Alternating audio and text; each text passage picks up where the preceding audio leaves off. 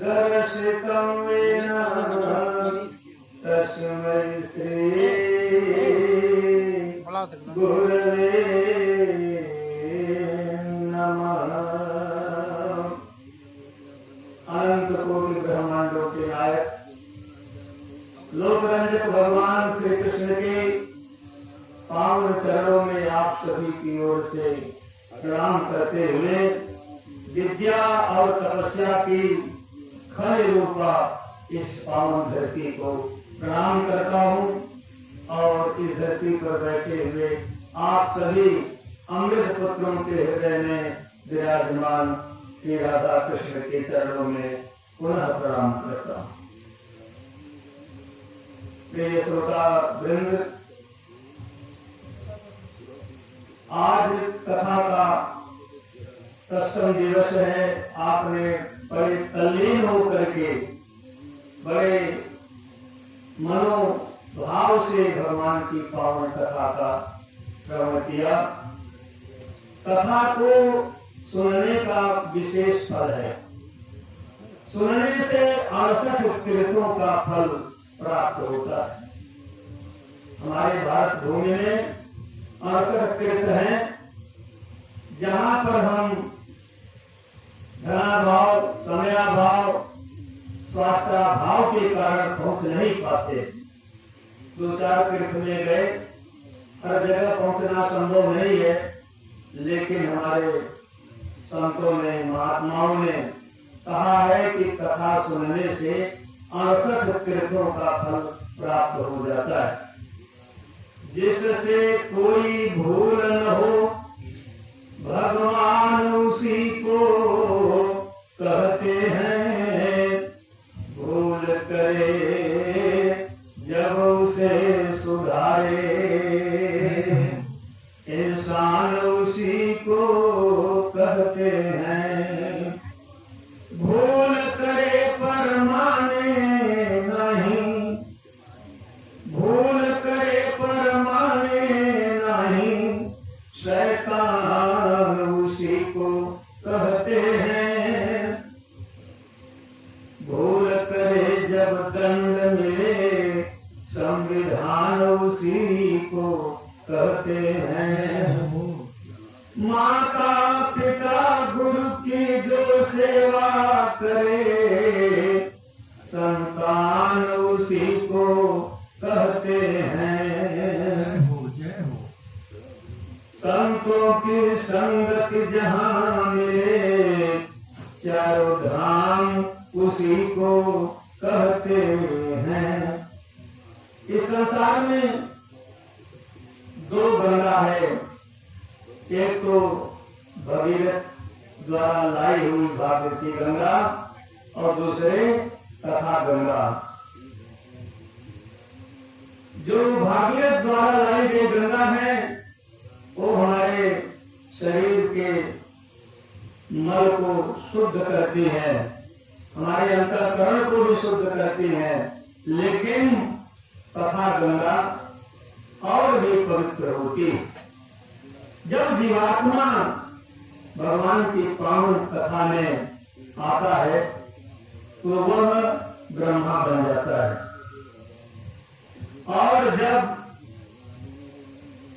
इस कथा के प्रांगण में पांव रख देता है तो विष्णु बन जाता है, और जब स्नान करने लगता है तो शिव बन जाता है।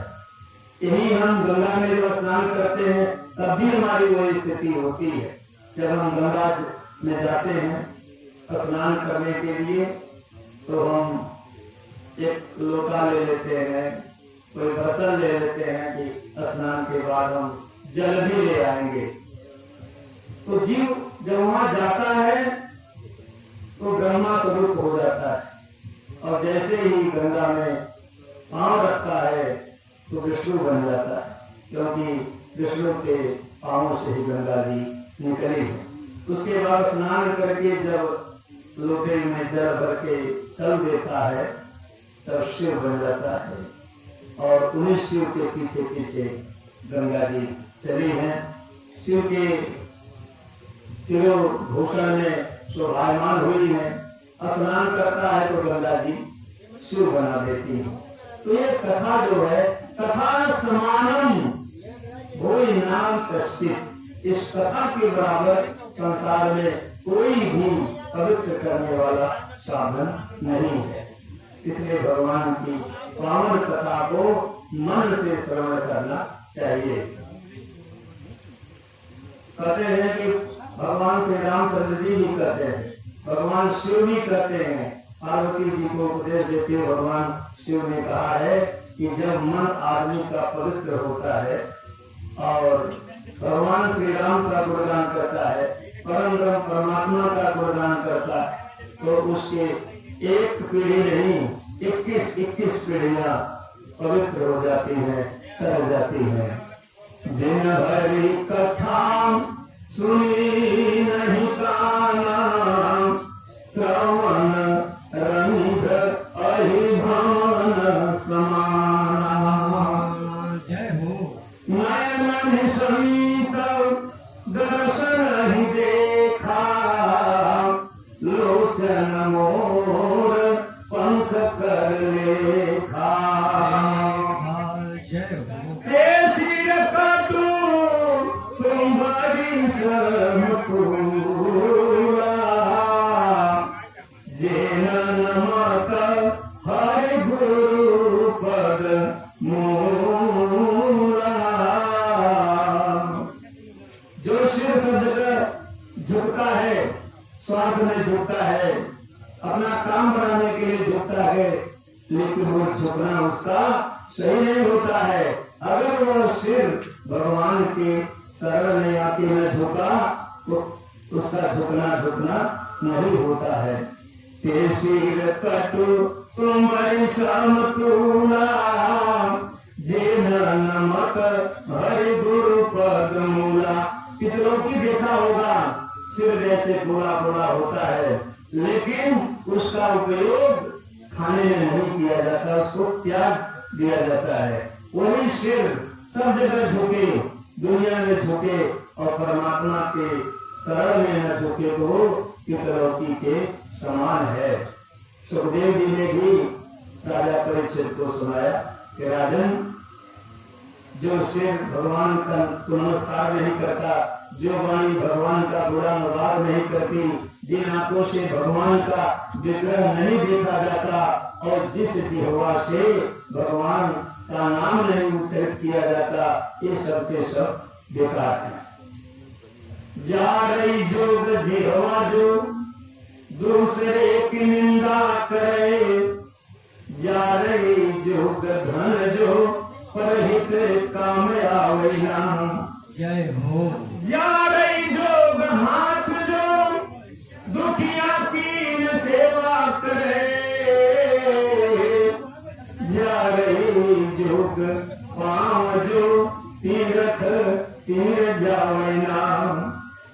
तीरथ कमावई भावई न हरि हरि कथा, जीवन जल जाय जो राम गुण गावई नाम। जीवन जल जाय जो हरि राम गुण गावई नाम। जल जाए जिह्वा पापिनी राम के बिना, जल जाए जिभिया पापिनी श्री राम के बिना। राम के बिना घनश्याम के बिना, जल जाए जिह्वा पापिनी राम के बिना। राम के बिना हो, राम के बिना धन श्याम के बिना, जल जाए जिह्वा पापिनी श्री राम के बिना। जल जाए जिह्वा पापिनी राम के बिना। राम के बिना हाय रे श्याम के बिना, राम के बिना राधा श्याम के बिना, जल जाए जिभिया पापिनी श्री राम के बिना। क्षत्रियान बिन विप्रज्ञान बिन घर संतान बिना, घर संतान बिना। क्षत्रिय ज्ञान बिन ब्रह्म ज्ञान बिन, घर संतान बिना। देह प्राण बिन हाथ दान बिन, भोजन मान बिना। जल जाए जिह्वा पापिनी श्री राम के बिना, जल जाए जिह्वा पापिनी श्री राम के बिना। मोर कयो बेकार नाचना, मोर गयो बेकार नाचना, है घनश्याम बिना। है घनश्याम बिना। जिह्वा पापिनी राम के बिना, जल जाए जिह्वा पापिनी श्री राम के बिना। श्री राम के बिना, राधा श्याम के बिना, जल जाए जिह्वा पापिनी श्री राम के बिना। जल जाए जिह्वा पापिनी श्री राम के बिना। पक्षी पंख बिन भिक्षु डंक बिन, आरती शंख बिना, आरती शंख बिना। पंछी पंख बिन बिच्छू डंक बिनु, पंछी पंख बिनु बिच्छू डंक बिनु, जल जाए जिभिया पापिनी श्री राम के बिना। पक्षी पंख बिन भिक्षु डंक बिन, आरती शंख बिना। गणित अंक बिन कमल पंख बिन, निशामय अंक बिना। राम बिना नर ऐसे जैसे, राम बिना नर ऐसे जैसे, अश्वत्थाम बिना। जल जाए जिह्वा पापिनी राम के बिना, जल जाए जिह्वा पापिनी श्री राम के बिना। जल जाए जिह्वा पापिनी राम के बिना, जल जाए जिह्वा। पापिनी श्री राम के बिना। हमारे सभी शास्त्रों में, सभी पुराणों में जिह्वा को पवित्र रखने के लिए भगवान के नाम का संपर्क करने की बात बताई है। एक जिह्वा पवित्र होती है परमात्मा का नाम लेने से। राम नाम मणि दीप धरु, जीह दे हरि द्वार। तुलसी भीतर बाहे रहूं, जो चाह शिव जियार। अगर आप संसार में इज्जत चाहते हैं, प्रतिष्ठा चाहते हैं और चाहेंगे ही, सभी मान चाहते, अपमान कोई नहीं चाहता, और अंदर भी आपको शांति मिले, तो एक ही सहारा है जीभ पर। जीभ एक देहली है, इसके अंदर भी संसार है और बाहर भी। तो जीभ से जो राम का, कृष्ण का, भगवान के किसी भी नाम का संपर्क कर देंगे तो अंदर भी उजाला रहेगा, शांति रहेगी और बाहर भी आपका सम्मान होगा। इसीलिए संत महात्मा बार बार कहते हैं, श्रवणाधिक नव भक्ति देनानी। श्रवण आदि नव भक्ति में श्रवण को बहुत ही महत्व दिया गया है। कथा करने वाला उतना महान नहीं होता जितना कथा सुनने वाला होता है। आप लोग इनमें सोचना कि हम नीचे बैठे हैं, वक्ता महोदय ऊपर बैठे हैं, तो ऊपर बैठने से महान नहीं हो जाएंगे। कथा सुनने वाला ही वजनी होता है, ऊपर वाला तो हल्का हो जाता है। इसलिए आपके ऊपर ही कथा अवलंबित है, आप ही कथा के मूलाधार हैं। जय हो। आइए राधा रानी को प्रसन्न करने के लिए, क्योंकि कृष्ण की कथा, भागवत की कथा बिना राधा को प्रसन्न किए नहीं हो सकती। तो राधा मैया की जय। मेरी भव बाधा भरऊ, राधा नागर सोई, जातन की झाई पड़े, श्याम हरित दुर्ग सांसारिक बाधाओं को दूर कर दो, क्योंकि जिसकी छाया पड़ने से श्याम सलोने कृष्ण की छवि ही दूरी हो जाती है, हरे रंग की हो जाती है, प्रसन्न हो जाते हैं। तो आइए, राधे तेरे चरणों की गर धूल जो मिल जाए, राधे तेरे चरणों की गर धूल जो मिल जाए, सच कहता हूँ माते तकदीर बदल जाए, सच कहता हूँ माते करबीर बदल जाए, राधे तेरे चरणों की गर धूल जो मिल जाए, राधे तेरे चरणों की गर धूल जो मिल जाए, सुनता हूँ तेरी रहमत दिन रात बरसती है, सुनता हूँ तेरी रहमत दिन रात बदलता है, तेरी रहमत की माता एक बूंद जो मिल जाए, रहमत की माता एक बूंद जो मिल जाए, सच कहता हूँ माते तकदीर बदल जाए, सच कहता हूँ माते तकदीर बदल जावे, ये माता तुझे पाने में ये मन बहुत बाधा उत्पन्न करता है, ये मन बड़ा चंचल है, कैसे तेरा भजन करूं, यह मन बड़ा चंचल है, कैसे मैं तेरा भजन करूं, जितना इसे समझाऊं उतना ही मचल जाए, जितना इसे समझाऊं उतना ही मचल जाए, राधे तेरे चरणों की गर धूल जो मिल जाए, राधे तेरे चरणों की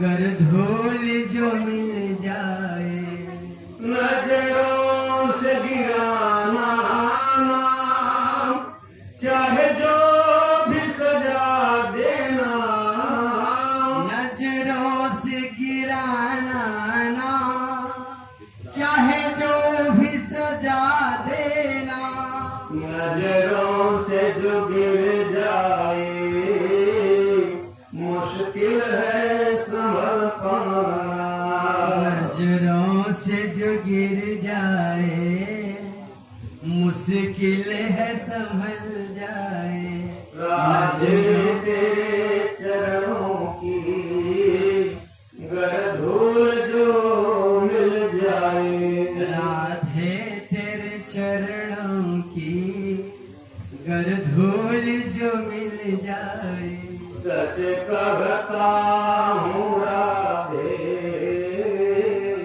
तकदीर बदल जाए, सच कहता हूँ राधे तकदीर बदल जाए, राधे मेरे मन की ये बसे तमन्ना है, राधे मेरे मन की, राधे मेरे मन की बस एक तमन्ना है, तुम सामने हो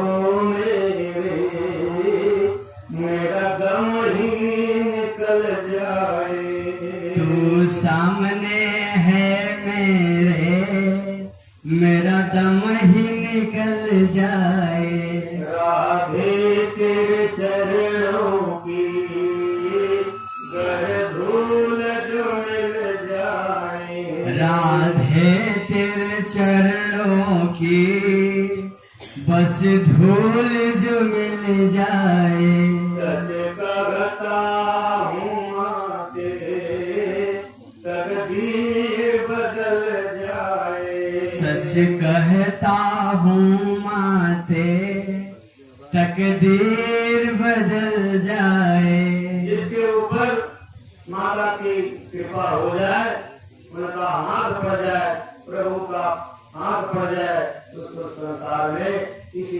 इसकी कमी नहीं रह सकती है और वह कथा में ही पूर्ण होती है। आप कथा में आते हैं, कथा में जब आप आते हैं तो आपके साथ आपके पूर्वज भी आते हैं जो कथा के लिए लालायित रहे सदियों से, नहीं सुन पाए किसी कारणवश, क्योंकि हर जीवात्मा यही अभिलाषा रहती है कि हमारे कुल में, हमारे खानदान में, कुटुंब में कोई ऐसा लाल पैदा हो जो भागवत की कथा को सुना दे। इच्छा शक्ति रहती है लेकिन धनाभाव, समयाभाव, स्वास्थ्य का अभाव आदि कारणों से नहीं हो पाता। लेकिन अगर कहीं भी कथा कोई कहता है, गांव में कोई अग्रसर हुआ और कथा का आयोजन किया, उस कथा में अगर आ करके भी कथा सुनते हैं तो अपने घर से कम पुण्य उसको नहीं प्राप्त होता है। इसलिए जब घर से चलते हैं तो थोड़ा अपने पितरों का भी ध्यान कर लेना चाहिए कि हम अमुक स्थान पर कथा सुनने के लिए जा रहे हैं और आप भी हमारे साथ चलिए।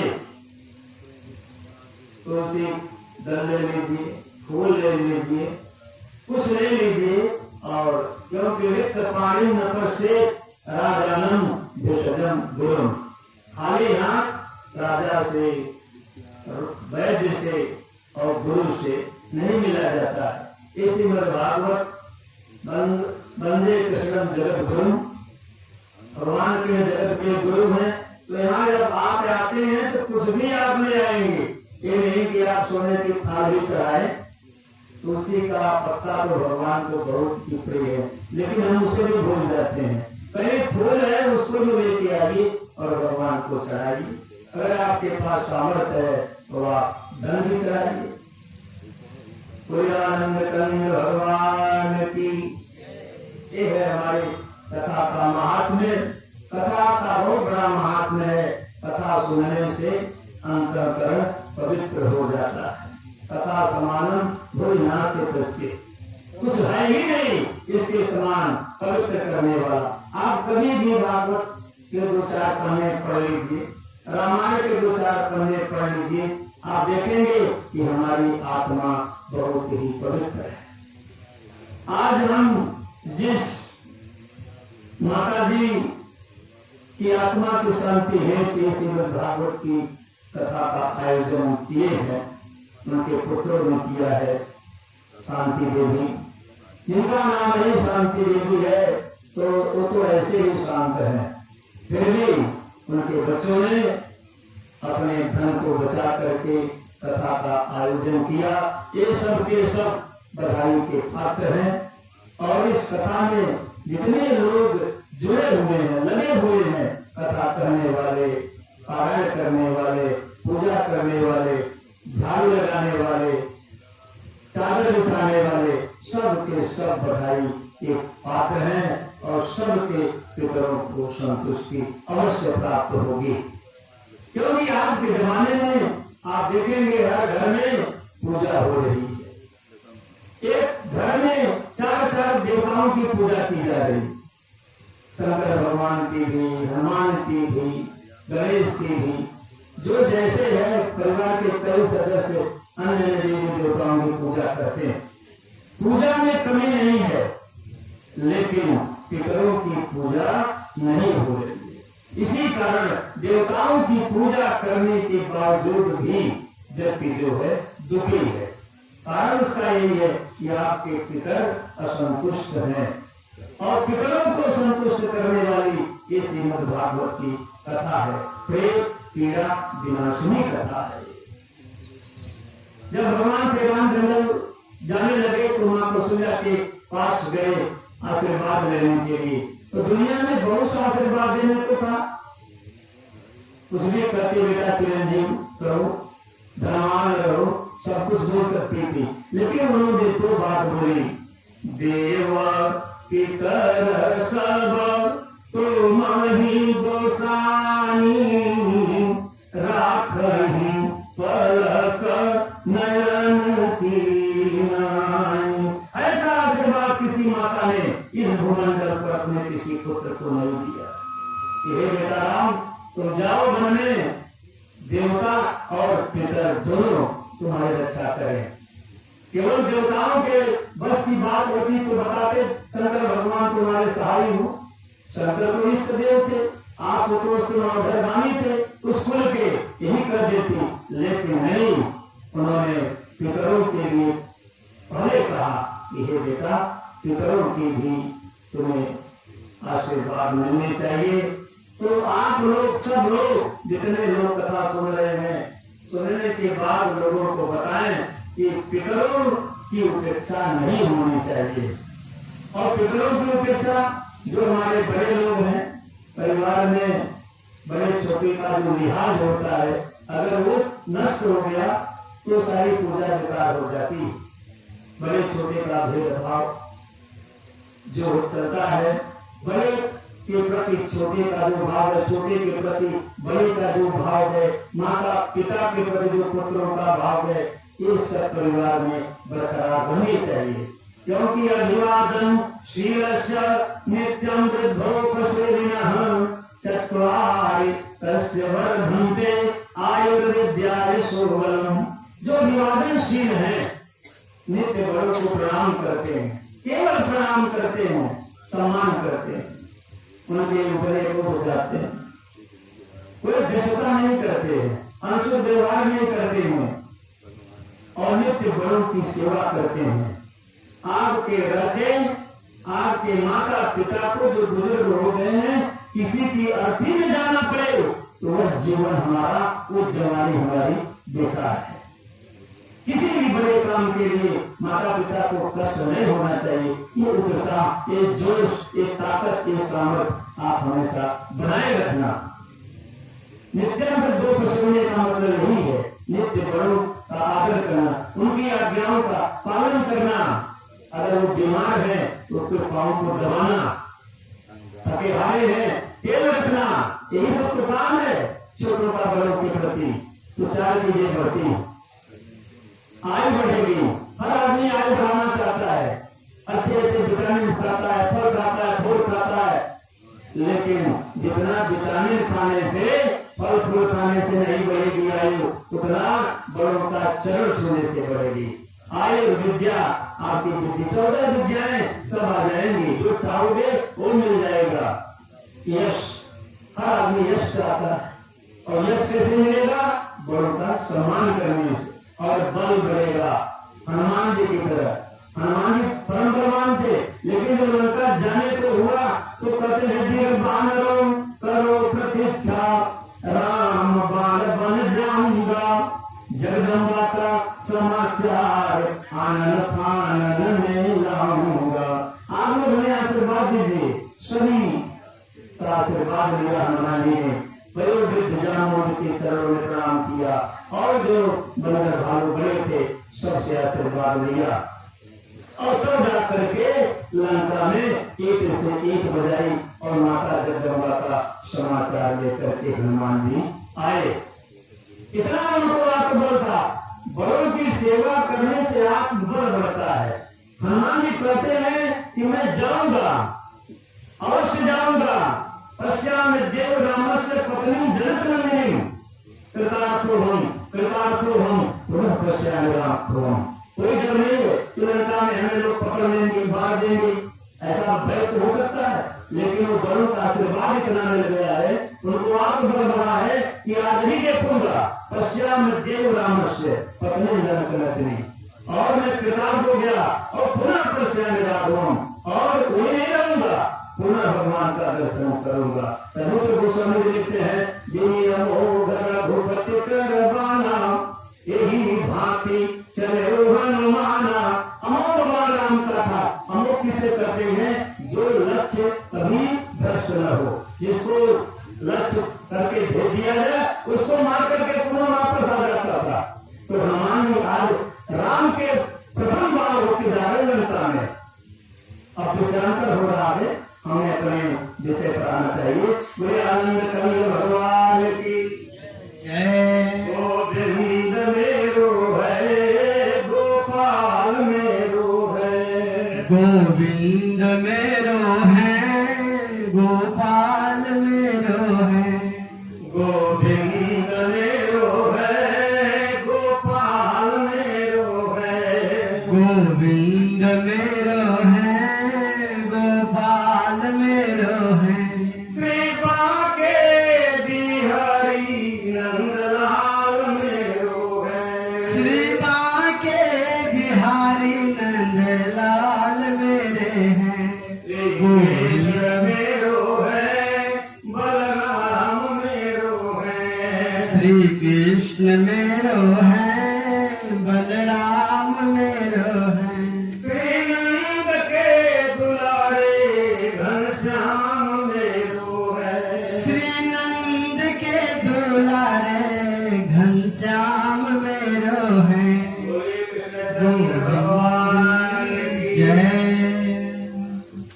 आपने कथा सुना, सुबह सुना तो शाम को भी सुना। भगवान श्री कृष्ण का जन्म हो गया, उसके बाद उनकी बाल लीलाएं आरंभ हो गई। सारे राक्षसों का उन्होंने वध किया। वध करते करते महान योद्धा और महान आतताई कंस का वध करने के बाद भगवान श्री कृष्ण अपने गुरुकुल में जाते हैं, वहाँ शिक्षा ग्रहण करके आते हैं, गुरुपुत्र का उद्धार भी करते हैं। गुरु माता ने कहा, बेटा मेरा पुत्र जो है राक्षस चुरा ले गया, शंकासुर। जा करके भगवान वहाँ भी समुद्र में जाते हैं, नहीं मिलता है।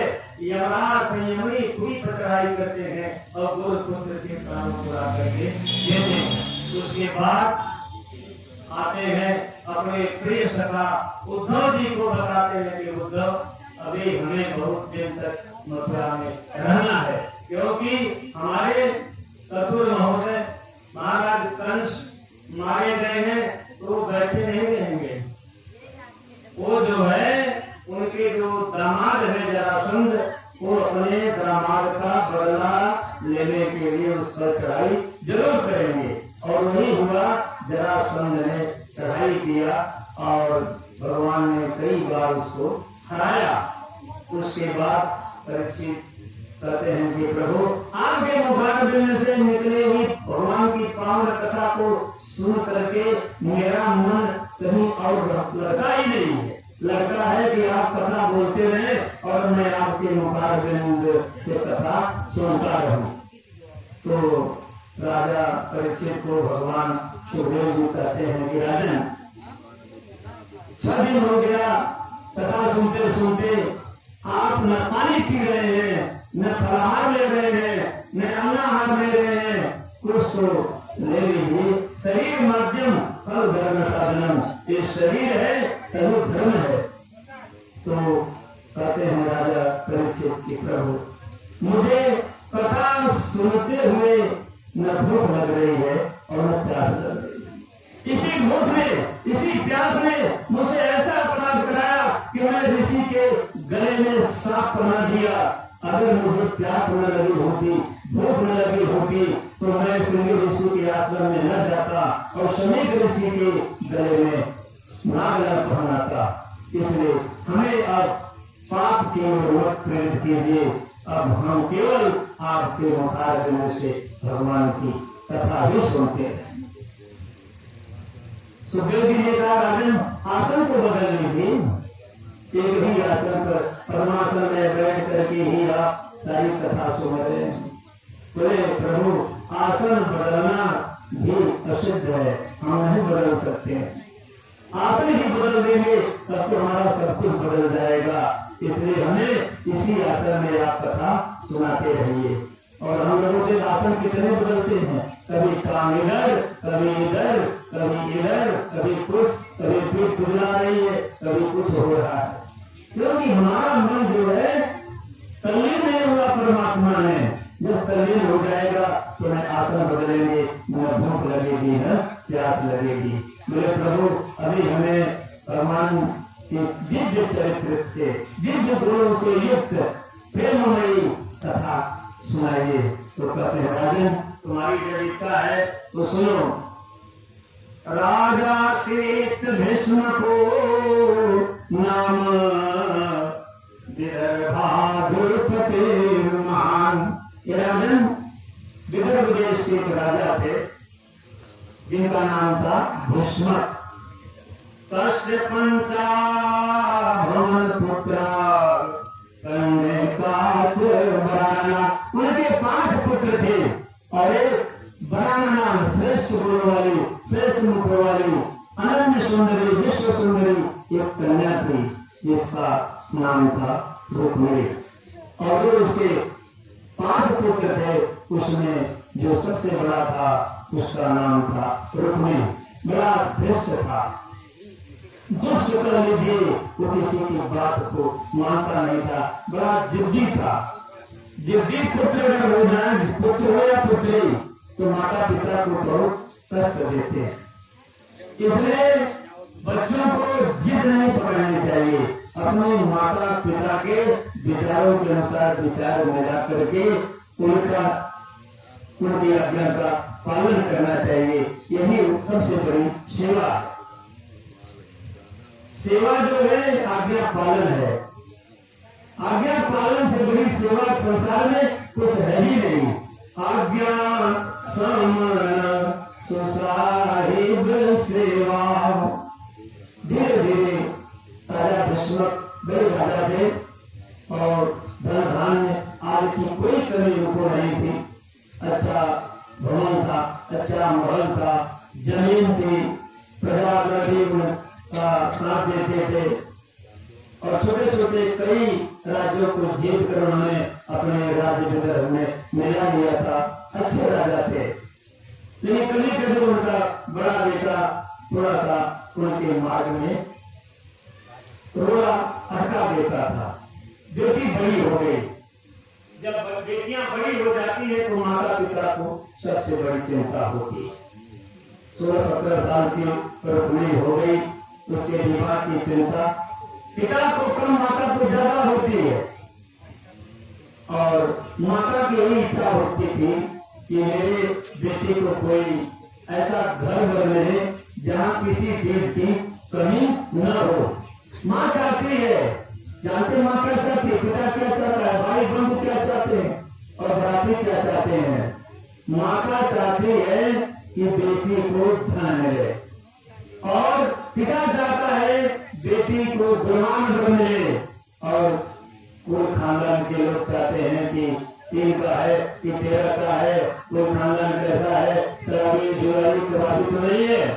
और भ्राती लोग जो गांव के लोग हैं उनको कोई मतलब नहीं है। कन्या रुपवती है, लड़का रुपवती रुपवान है कि नहीं कोई मतलब नहीं, धन है कि नहीं मतलब कुछ नहीं। उनको चाहिए केवल खाने पीने की चीजें। बराती का स्वागत अच्छा होगा कि नहीं होगा, ये जो है बरातियों की चिंता होती है। तो कन्या की चिंता जो है रुक्मिणी की माता को हुई कि मेरी बेटी का विवाह हो जाए। गुरुओं के पास जाते हैं, गुरु लोग यही कहते हैं कि घर मिल जाए, घर मिल जाए, कुल मिल जाए तो शादी कर दो। जो घर बर कुल होई अनुपा करिय विवाह सुकार रूपा। घर मिल जाए और कुल मिल जाए तो विवाह कर दो। कन्या बरते रूपम, माँ चाहती है, कन्या चाहती है व्रत कैसा हो, जैसे मैं सुंदर हूँ वैसे मेरा होने वाला पति भी सुंदर हो। कन्या बरते रूपम, कन्या बर की सुंदरता चाहती है, बर भी चाहता है कन्या सुंदरी हो। माता वित्तम, माँ चाहती है धन की कमी न हो। पिता श्रुतम, और पिता चाहता है सुरमान हो, समाज में उसकी कीमत हो। बांधवा कुल निच्छन्ति, और बंधु बांधव भाई हो, कोई खानदान की चर्चा जरूर करेंगे। और मैं स्थानम इतरे जना, और इतर जन जो है बाकी लोग, गांव के लोग खान पान सामान कैसा हो ये चाहते हैं। तो आज भीष्मक के माने उनकी पत्नी ने ये लालसा भर दिया कि बेटी सयानी हो गई है, इसकी शादी कर देना चाहिए। तो चलता रहा समय, बीतता रहा, बोले ठीक है लोगों से बात करेंगे, चर्चा करेंगे। अब शादी मुट्ठी में तो है नहीं, किसी से कहेंगे कोई बताएगा। तो उनके घर में एक आचार्य जी पंडित जी पढ़ाए और उनसे उन्होंने निवेदन किया कि हमारी बेटी के लायक कोई वर बताइए। और ऐसा ही तो हनुमान के सामने भी यही समस्या थी। माता मैंने नारद जी पहुंचे तो पूछे हमारी बेटी की शादी कहाँ होगी। आने दे भाई नारदन गिरधर जी ने हाथ भी देखे, त्रिकालज्ञ सर्वज्ञ तुम गति सर्वत्र तुम्हार, कहाँ सुता के दोष मयूर हृदय विचार। ये सदियों से चला आ रहा है। संत महात्मा विद्वान आचार्य कई प्रकार के तरीकों से बेटी का समाधान करते हैं, कुंडली मिलाते हैं, सब कुछ देखते हैं, जिसको ज्ञान है हस्तरेखा भी देखते हैं। तो उस आचार्य ने कहा कि राजन महाराज विस्मत आपको परम बुद्धिमान है और आपकी बेटी भी बहुत सुंदरी है, इसके लिए सुंदर वर एक है जो मथुरा नरेश महाराज वसुदेव के पुत्र श्री कृष्ण, इसका उनके साथ बहुत अच्छा सहयोग मिलता है। अगर इसकी शादी उनसे हो जाए तो इसका जीवन हमेशा सुखमय रहेगा। तो ये बात जो है घर में चल रही है, कन्याओं की शादी की जब बात चलती है तो वहाँ प्रवाचन यद्यपि मत बसोगी, बातों में बात न रहे, फिर भी उनका कान हमेशा उन लोगों की बातों को सुनने नहीं लगा रहता है कि हमारे बारे में क्या बात हो रही है। अगर माता पिता कुछ गड़बड़ बातें कर रहे हैं तो धीरे से तरीके से बोल देती है कि हमारी शादी वहाँ कर रहे हैं लेकिन वहाँ ठीक नहीं है। तो उसने सुन लिया, कृष्ण की सारी सुंदरता को सुना, सारे गुण को सुना, सत्य सूर्य सौंदर्य लोक रंजकता महान पराक्रमता सब कुछ सुना। उसके मन में लालसा पैदा हो गई कि काश मेरा विवाह कृष्ण के साथ हो जाता। सत्वा गुणान भुवन सुंदर सेवकां ते निर्वेश कर तिवर हरतोंग तापम रूपम दृशम दृशिमता लाभम प्रयाचिता विशति क्षेत्र पत्र पुंते। हे भगवान, हे कृष्ण, आपके गुण की महिमा सुनकर मेरे मन में आप समा गए हो और आप कृपा करो कि मेरा विवाह आपके साथ हो और आप मेरा पानी ग्रहण करें। उसने अपनी माता को भी बताया। माता ने बात जान लिया कि मेरी बेटी का कहीं आकर्षण है। उसने पूछा, उसने बताया, माँ मेरी शादी यशोदानंद से कर दिया जाए। उसने पिता को बताया। अब पिता ने कहा ठीक है, तुम लोग अगर तैयार हो तुम्हें कोई परेशानी नहीं है, लेकिन बेटा मेरा रुक्मी युवा हो गया है। बेटे जब जवान हो जाते हैं तो उनको भी इसमें समझ करना चाहिए, उसकी राय लेना चाहिए, उसका मशवरा लेना चाहिए। रुक्मी आया शाम को, भीष्मक ने कहा, बेटा तुम्हारी बहन की शादी मैंने कृष्ण के साथ तय कर दिया है। रुक्मी कृष्ण से बहुत जलता था, नाराज हो गया। बोले की बात मेरे सामने मत कीजिए, वो बड़ा है, मातम चिढ़ाता है, चोर है, मेरी बेटी की शादी चोर की ना करोगे, जिसके घर में कुछ नहीं है, जिसके माँ बाप का भी पता नहीं क्या से क्या अनुग्रह तत्व दिया, अनाथ शराब पकड़ दिया, कभी नहीं होगा। मेरी बेटी, मेरी बहन की शादी कृष्ण के साथ तो हो ही नहीं सकता। दाता फटकारा, बेटा नाराज हो गया, सब उसको मना रहे हैं, लेकिन उसका क्रोध भी बड़ा भयंकर था। बहुत समय के बाद, 4-6 घंटे के बाद वो प्रतिष्ठ होता था, अपने सामान्य रूप में होता था। जय हो। शाम के समय लोगों ने कहा कि बेटा कृष्ण बड़े बलवान है, बड़े गुणवान है, सौंदर्यवान है, तुम्हारी बहन ऐसी है, शादी उनके साथ कर दिया जाए। फिर गर्म हो गया, मैंने पहले कर दिया, पिताजी माताजी आप लोग मेरी बात नहीं मानते हो, मैं अपनी बहन की शादी किसके साथ करूंगा? शिशुपाल मेरा मित्र है, परम पराक्रमी है, योद्धा है, गुणवान है, धनवान है, पराक्रमवान है, उसके सामने तो कृष्ण किसी भी तरह से टिक नहीं सकते। मैं शादी करूंगा तो शिशुपाल के साथ। अब वो कान में रुक्मिणी के पहुंच गया कि मेरा भैया तू नाराज है, मेरी शादी शिशुपाल के साथ करना चाहती, बहुत दुखी है। कहते हैं कि जब दुख आता है या सुख आता है, कोई भी क्रिया की प्रतिक्रिया नहीं होती है।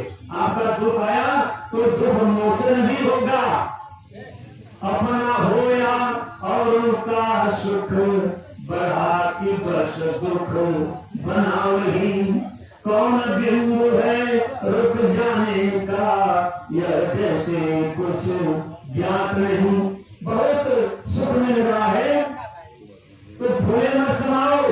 ये संसार चक्र परिवर्तन के सुखांश दुखांश चक्र के समान सुख और दुख चलते रहते हैं। इसलिए कब कौन सुखी हो जाएगा, कब कौन दुखी हो जाएगा, सुख होने पर भूले मत समाओ और दुखी होने पर रो भी नहीं।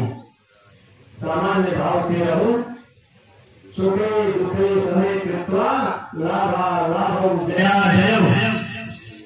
लाभ में, आने में, सुख में, दुख में एक समान होकर के जो योद्धा, जो विद्वान, जो गृहस्थ अपने समय को चलाता है, समय बिताता है, वही ये सिद्ध प्रज्ञ कहा जाता है। अब गुरु के मन में कृष्ण के प्रति ध्यान हो गया, उन्हीं के ध्यान में निरंतर लगी रहती है। पूजन हो रहा है, मानसिक पूजन कृष्ण का चल रहा है। तो जिसकी आप पूजा करेंगे कोई न कोई उपाय तो वो करेगा ही। वही ब्राह्मण देवता जो उसके घर में आके जाते रहे हैं, पुरोहित जैसे होते हैं, कभी कभी आ जाते हैं, वही आ गए तो रुक्मिणी उनकी सेवा शुश्रूषा कर रही है। गुरु जी ने कहा, बेटी तुम बड़ी भाग्यशाली हो, ऐसे ही अपने माता पिता को सुख देती रहो, घर में आए अतिथियों की सेवा करती रहो। क्योंकि अतिथि जब आता है और उसका जब सम्मान नहीं होता और अपमानित होकर के वो जाता है, भगनाश होके जाता है, जिस भाव से वो आया कि मैं उनके घर जा रहा हूँ, मुझे पानी मिलेगा, खाना मिलेगा, कुछ पैसे की आवश्यकता है, मांगूंगा तो वो मिलेगा, और वो नहीं मिला, निराश होके लौट गया, तो जानते हो क्या होता है? अतिथिर्यस्य भग्नासु गृहात् प्रतिनिवर्तते स तस्मै दुष्कृतं दत्त्वा सुकृतमादाय गच्छति। भग्नाश होकर के अतिथि अगर आपके घर से लौट जाएगा तो आपका सारा पुण्य लेके चला जाएगा और अपना सारा पाप दोष सब आपको देके चला जाएगा। इसलिए हमारे इस गृहस्थ जीवन में अतिथि मर्यादा को सर्वोपरि बताया गया।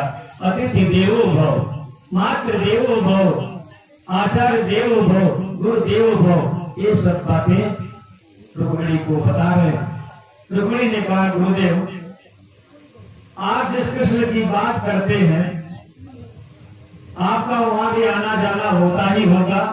बोले हाँ, मैं मथुरा आता जाता हूँ, हमारा बड़ा सम्मान होता है।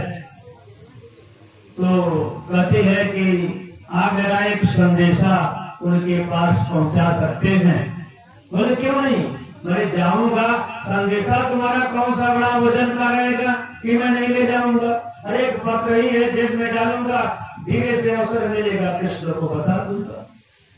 बोले कि गुरुदेव मैंने पहले से लिख करके रखा है।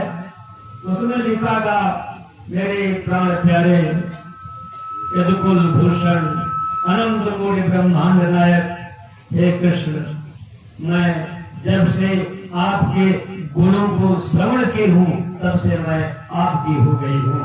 अब मुझे आप मारो चाहे बचाओ चाहे कुछ भी करो, मैं आपकी हूँ, मैं कृष्णात्मा समर्पण हो चुका है। अब मुझे आप स्वीकार कीजिए, मेरा विवाह आपके साथ होना चाहिए। आप ही मेरे पतिदेव बने और मेरे भैया, मेरा विवाह राक्षस भ्रष्ट दुष्ट शिशुपाल के साथ करना चाहते हैं। मैं कभी भी नहीं चाहती हूँ कि मेरा विवाह उनके साथ हो। मेरी लाज रखो हे गिरधारी, शिशुपाल से ब्याह मैं नहीं करूंगी। मेरी लाज रखो हे गिरधारी, शिशुपाल से ब्याह मैं नहीं करूंगी। मेरी लाज रखो है गिरधारी, शिशुपाल से ब्याह मैं नहीं करूंगी। मेरे मन में बसे हो बनवारी, बिनु तेरे कन्हैया नहीं जीऊंगी। मेरे मन में बसे हो गिरधारी, मेरे मन में बसे हो बनवारी, बिनु तेरे कन्हैया नहीं जीऊंगी। बिन तेरे कन्हैया नहीं जीऊंगी। मेरी लाज रखो हे बनवारी, शिशुपाल से ब्याह मैं नहीं करूंगी। मेरी लाज रखो बनवारी, शिशुपाल से ब्याह मैं नहीं करूंगी। जरासंध बलि अगणित जोधा, जरासंध बलि अगणित जोधा, आए मोहि ब्याहन मन क्रोधा। आयो मन ब्याह मन क्रोधा। मेरे भैया हुए बड़े दुश्मन, अब तुम्हें सहारे हो मोहन। मेरे भैया है बड़े दुश्मन, अब तुम्हें सहायक हो मोहन। ब्राह्मण से भेजे खतनारी, शिशुपाल से ब्याह मैं नहीं करूंगी। ब्राह्मण से भेजे खतनारी, शिशुपाल से ब्याह मैं नहीं करूंगी। ब्राह्मण से भेजे खतनारी, शिशुपाल से ब्याह मैं नहीं करूंगी। उसने पूरा विवरण भी दिया कि मेरे विवाह की तिथि निश्चित हो गई है और बारात आस पास मंडरा रही है। बारातियों के स्वागत के लिए सारा सामंजस्य बना दिया गया है और सब आएंगे और मेरी जबरदस्ती शादी हो जाएगी। एक कान्हा, आप मुझे बचा लो। आप जो है हमारे कुल की एक रीति है कि जब लड़की की शादी होती है सायंकाल लड़की अपने सखियों के साथ गिरजा मंदिर में जाती है। मैं भी जाऊंगी शाम के 6 बजे मैं अपने सखियों के साथ गिरजा मंदिर में जाऊंगी। वहाँ गिरजा माता की पूजा होगी, आप वहीं आ जाना। और सब लोग मेरी ताक में है, मेरे दुश्मन भी वहाँ पर आसपास होंगे, इसलिए आप अपने अस्त्र शस्त्र के साथ आना। गिरिजा मंदिर में आ जाओ, गौरी पूजा में मिल जाओ। गिरिजा मंदिर में आ जाओ, गौरी पूजन में लग जाओ। मैं बाट निहार रही तेरी, देवकी तनय मत कर देरी।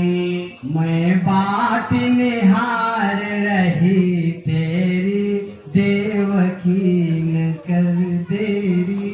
जन्म जन्म तक आभारी, शिशुपाल से ब्याह मैं नहीं करूंगी।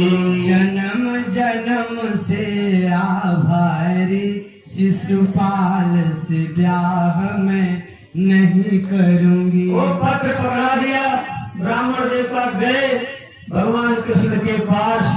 आइए ब्रह्मदेव, आपका स्वागत है। पूजा अर्घ पाद्य आदि से ब्राह्मण की सेवा किया। कहाँ से आ रहे हैं, कैसे हैं आप, सब बताए। मैं कुशल मंगल हूँ। मैं गया था भीष्मक नरेश के पास। उनकी एक बेटी है जिसका नाम है रुक्मिणी। वो आपको बहुत चाहती है, आपसे विवाह चाहती है, लेकिन उसके भाई मना करते हैं। माता पिता भी उस भाई की जिद के आगे कुछ कर नहीं पा रहे हैं। कुछ करो मोहन, आप कर दो। कृष्ण ने पढ़ा, मेरे प्रियतम, जब से मैं आपका नाम सुनी हूँ, आपकी हो गई हूँ, आपके सिवा इस संसार में मुझे कुछ भी अच्छा नहीं लगता है। आपका रूप, आपकी आंखें यद्य प्रत्यक्ष नहीं हुई है, लेकिन ब्राह्मण देवता के कहने के आधार पर मेरे सामने सब कुछ दिखाई दे रहा है। तेरी मंद मंद मुस्कनिया पे बलिहार सांवरे, तेरी मंद मंद मुस्कनिया पे बलिहार सांवरे, बलिहार सांवरे, तेरी मंद मंद मुस्कनिया पे बलिहार सांवरे, बलिहार सांवरे। तेरे बाल बड़े हैं काले, तेरे बाल बड़े हैं काले, लगते काले काले, तेरे बाल बड़े घुंघराले, लगते हैं काले काले, तेरे बाल बड़े घुंघराले, लगते हैं काले काले। यही मंद मंद मुस्कनिया पे, तेरे मंद मंद मुस्कनिया पे बलिहार सांवरे, बलिहार सांवरे।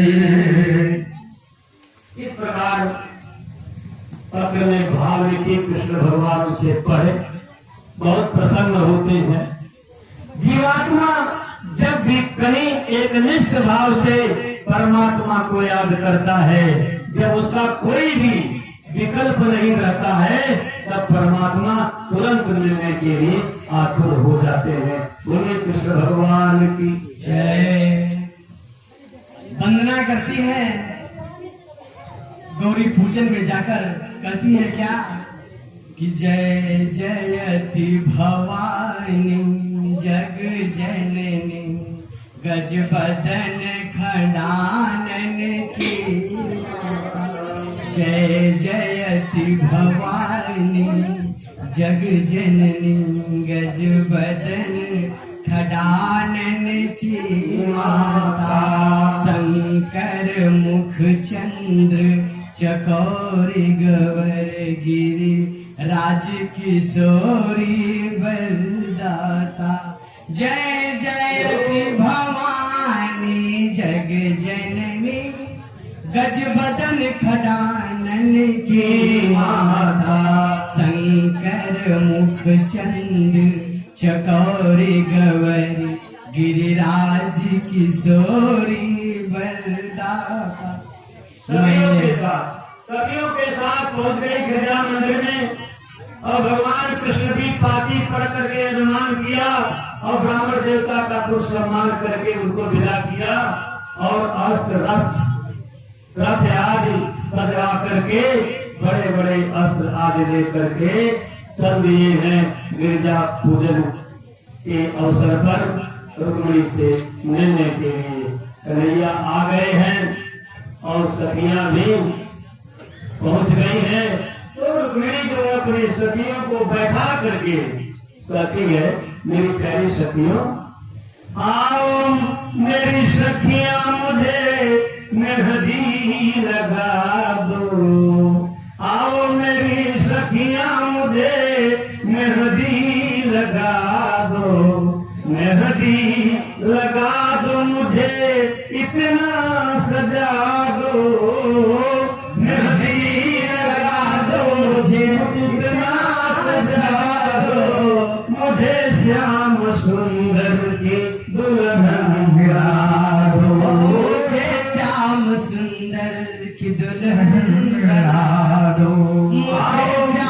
सुंदर की दुल्हन बना दो। आओ मेरी सखियां, आओ मेरी सखियां, मुझे इतना सजाओ, मुझे श्याम सुंदर की दुल्हन बना दो। मेरे श्याम सुंदर से दुल्हन बना दो। आओ मेरे सखियां रे, आओ मेरे सखियां, आओ मेरी सखियां, मुझे मेहंदी लगा दो। मुझे श्याम सूरत की, मुझे श्याम सूरत की दुल्हन बना दो। मुझे श्याम सूरत की दुल्हन बना दो। ये सखियों से उसका भाव है। सारी सखियां मेहंदी लगा रही हैं, तरह तरह के चित्रकारी कर रही हैं उसके हाथों में, पाँव में। आज सब प्रसन्न है कि मेरी सखी की शादी बहुत अच्छे गुणवान वर के साथ होना है। उसी समय कृष्ण भगवान पहुंचते हैं। जैसे ही गिरजा माता के मंदिर में जाती है, जैसे सीता जी गई थी, मन जाहिरा मिलहि सोबर, सहज सुंदर सांवर हो। सहज सुंदर सांवरो, करुणा निधान सुजान शील, स्नेह जानत आवरो। यही भांति डोरी शीश सुनिश्चय, रही हरसी तुलसी भवानी पूज पूज पूज, मुदित मन मंदिर चली। दान दौलन हरसन जात कही, मंजुल मंगल मूल, वाम रंग फरकन लगे। जैसे गिरजा माता को फूल माला चढ़ाती है, खसी माला मूर्ति मुस्कुरानी, माला खिसक जाती है, मूर्ति मुस्कुराती है। मुस्कुराने का भाव है कि हे देवी, मुझे तेरा विवाह मंजूर है, तुम्हारी शादी अवश्य होगी, तुम्हारे मन की कामना जरूर पूरी होगी। सुफला मनोरथ हो तुम्हारे, सुखद मनोहर होई तुम्हारे। आशीर्वाद मिल गया। और जब माता का आशीर्वाद मिला तो दुनिया में कौन ऐसी ताकत है, कौन ऐसा योद्धा है जो उनका मुकाबला कर सकेगा। अब जो उसका भाई था, उसके मन में थोड़ा सा शंका था, कहीं ऐसा न हो कि मेरा दुश्मन कृष्ण मेरी बहन की शादी के लिए कुछ प्रयास कर रहा हो। उसने भी अपनी सेना को चारों तरफ से लगा दिया है। लेकिन उसी समय भगवान श्री कृष्ण का रथ आता है और रुक्मिणी उनके गले में माल पहनाती है। कृष्ण उसको बैठाते हैं रथ पे और सारथी बन करके आगे बढ़ जाते हैं। इधर जो है रुक्मिणी को पता चला कि मेरी बहन को कृष्ण लेकर के जा रहा है, पूरी सेना को जो है आदेश दे दिया तो उसका पीछा करो। यहाँ तक कि जरासंध को भी खबर मिल गई, जरासंध भी आ गया, लेकिन कृष्ण बहुत दूर चले जा चुके थे। मुंह लटकाए बैठा होगा। जरासंध ने कहा क्या बात है, क्या मुंह